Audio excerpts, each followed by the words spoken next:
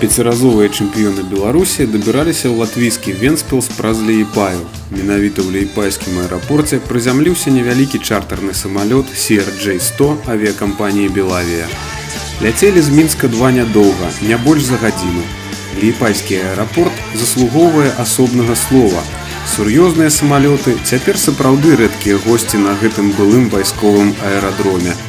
З Ліепая да Вентспілса больш за 100 кіламетраў каманда БАТЭ ехала на аўтобусе. На месцы яны былі ўжо пасля абеду, размясціліся ў гатэлі на правым беразе Венты.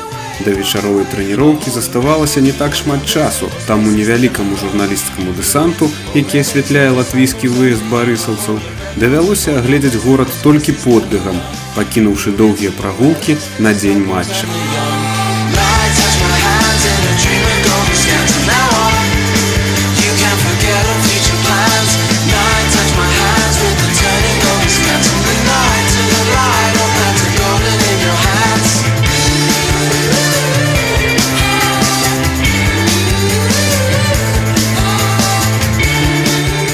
Вентспілс – 50-тысячны партовы горад, размешчаны на ўзбярэжжы Балтыйскага мора ў вусці Венты.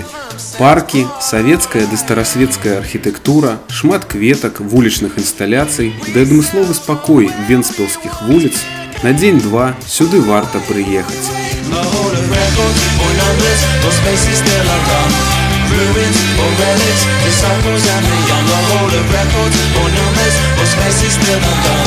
Ruins or relics, disciples and the young. Light touch my hands in a dream of dawn extends. From now on, you can't forget all future plans. Night touch my hands with the turning golden scans. From the night to the light, all plans are golden in your hands. Light touch my hands in a dream of golden scans. From now on, you can't forget. Хатні стадыён футбольнага клуба Вентспілс апынуўся зусім невялікім. Усяго адна трыбуна, на якой змяшчаецца крыху болей 3000 гледачоў. Каманда Віктара Ганчарэнкі патрэніравалася на зялёнай траўцы алімпійскага цэнтральнага стадыёна з задавальненнем і ў добрым настроі.